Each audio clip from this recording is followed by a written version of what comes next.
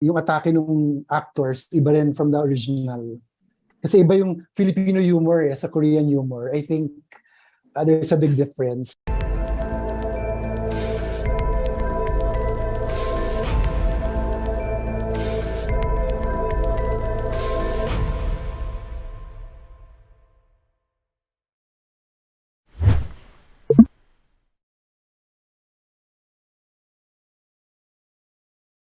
For me, as an actor, syempre merong hard parts in doing an adaptation. Syempre, first of all, especially if the adaptation you're doing is or was a big hit, like for example, Spellbound, syempre there will be comparisons with the original one. But sa akin, bakit ko gusto or bakit ko tinatanggap yung mga ganitong project? One is because I also want to show a different side or how I'll attack this project. So hindi naman porket hit yung original, hindi na mag-hit yung adaptation. So I think we can also show, or we have different ways to show how we understood the film or understood the project, and how we can also breathe life into a new character with the new actor. So, yeah.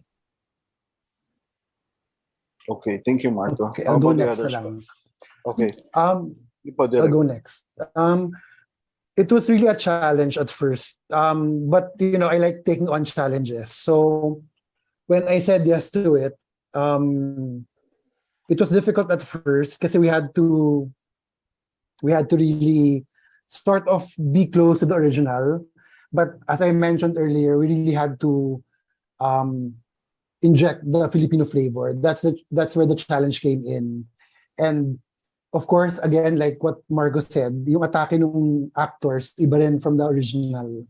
Kasi iba yung Filipino humor sa Korean humor. I think there's a big difference. So, also, aside from that, yung budget then, it was very challenging. So, we had so much VFX, we had a lot of things we had to consider. So, bottom line, I'm very happy with the result, with the end product. And I don't mind. Actually, my next possible project is maybe another adaptation.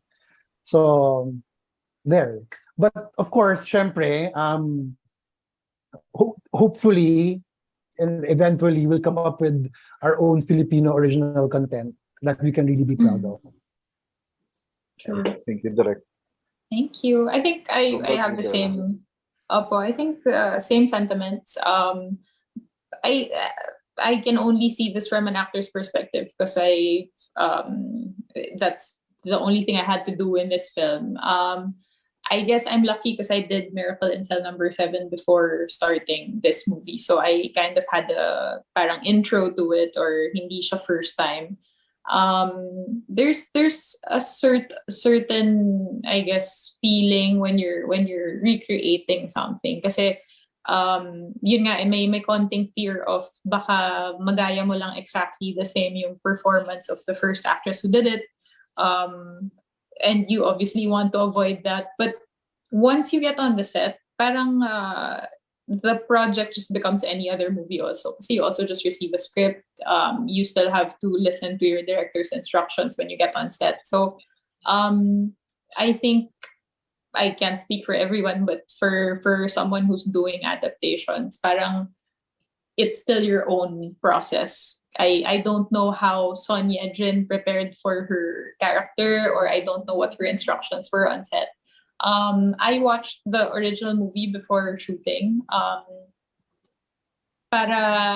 guess it was also a conscious effort para hindi nga eksaktong parehas yung performance naming dalawa, but yeah, it's different. Also, actors always have to come from a place of truth. So my truth is very different from Sonia Jin's truth. So I guess, it would never be exactly the same.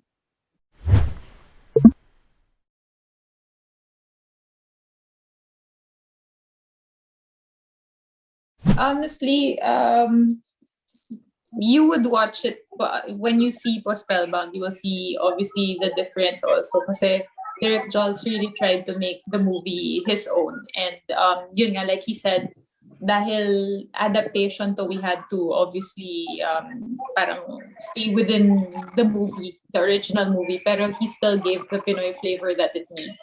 So I think that's something that we are very good at, na parang even if we're put in situations that are harder or minsan almost next to impossible, we still know how to parang make our voices shine. I think that's a very Filipino trait. I honestly wouldn't even right now, I wouldn't compare kasi Filipino filmmaking with Korean filmmaking kasi ang layo ng difference. First of all, our budget is so different. The timelines given is so different. They shoot 16 episodes per season, tayo we shoot pa rin every day for a series. So the quality of work will definitely be quite parang I guess I wouldn't say now we're inferior when it comes to quality pero right now it's like comparing apples and oranges, like it's really very different. So one thing that I do love talaga with Filipino filmmaking is that we really know parang in a sense we know what we want to put out into the world, and lahat ng so far lahat ng nakakatrabaho ko pa naman in my career, everyone is extremely talented and smart. So meron tayong mga paraan, kunwari like for this movie ang daming CG, and obviously we don't have yet I guess the technology na makakompare natin sa Korea or sa Hollywood, but kitang-kita nyo naman sa trailer ni Direk Jalz, yung CG nitong movie is so good, the quality of the movie is so good. So we make do with what we have, and then we try to really I guess make the most of it. So that's, I feel, a very Filipino quality. Sana lang hindi laging ganon, hindi tayo sinasanay na yung parang eto lang kasi yung budget or ito lang yung pwede. So sana eventually that changes, but that takes time.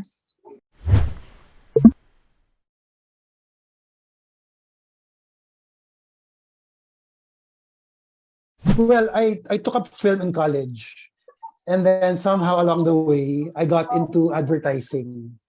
But I always go back to my first love, which is film.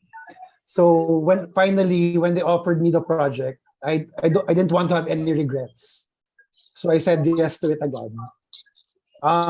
For the second question, we pretty much stayed close to the original version. We just had to add Filipino touches, like nuances, yung mga humor.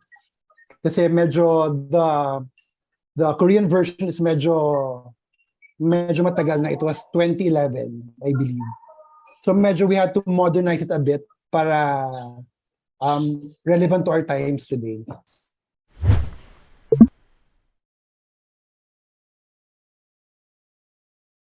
As mentioned earlier, we weren't really able to go far because may restrictions because CJ Entertainment gave directives to us that it shouldn't really be far from the original.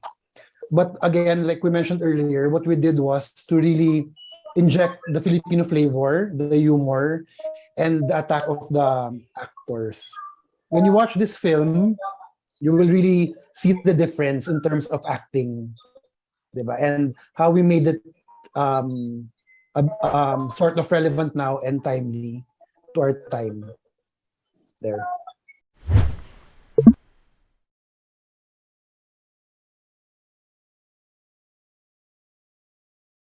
As mentioned earlier, we had to really stick to the original kasi nga we were may directives from South Korea.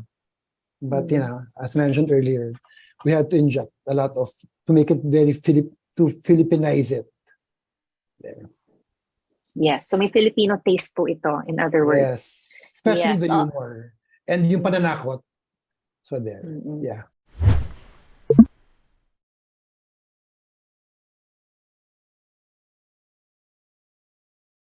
Oh, definitely. But you know, it is what it is. We did our best. I just hope that everyone will support it because we really worked hard on this film.